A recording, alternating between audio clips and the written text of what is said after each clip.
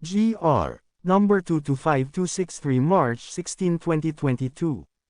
Noong ika-11 ng Mayo taong 2011, kinuha ng kumpanya ang mga empleyado bilang mga construction worker sa Kota Kinabalu, Sabah, Malaysia.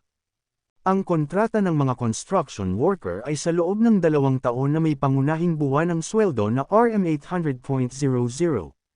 Sa pagdating ng mga empleyado sa Malaysia, kinuha ng broker na sumando sa kanila mula sa airport ang kanilang mga pasaporte. Pinatira sila sa isang lugar na may hindi ligtas na mga kondisyon sa pamumuhay, ang tirahan at mga silid na tinutulugan ay masikip, at mayroong mahinang sanitasyon at mahinang bentilasyon na nagiging dahilan kung kaya ang manggagawa ay madaling magkasakit at magkalat ng mga nakakahawang sakit. Ang mga empleyado ay nagtrabaho ng lampas sa mga regular na oras ng walang sweldo. Nang maglaon, nadiskubre nilang tourist visa lang pala ang mga ito, at itinatago sila sa mga awtoridad dahil wala silang work permit. Iniulat ng mga empleyado ang kanilang mga kondisyon sa pamumuhay at pagtatrabaho sa kanilang broker, ngunit ang kanilang mga hinaing ay hindi pinansin.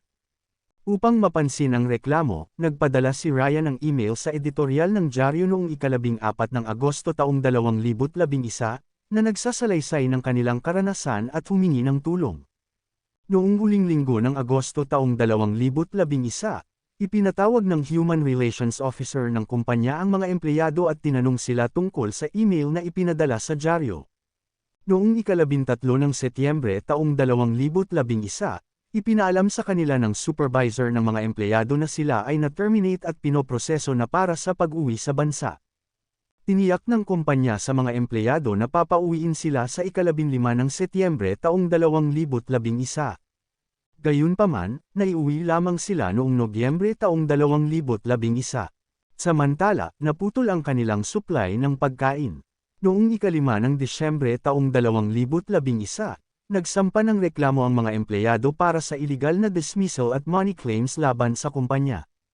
Inakusahan ng mga empleyado na ang kumpanya ay nangako sa kanila ng magandang kondisyon sa pagtatrabaho sa Malaysia, at pinakitaan pa sila ng mga larawan ng angkop na tulugan at pagkain, na ibibigay ng walang bayad gaya ng nakasaad sa kontrata.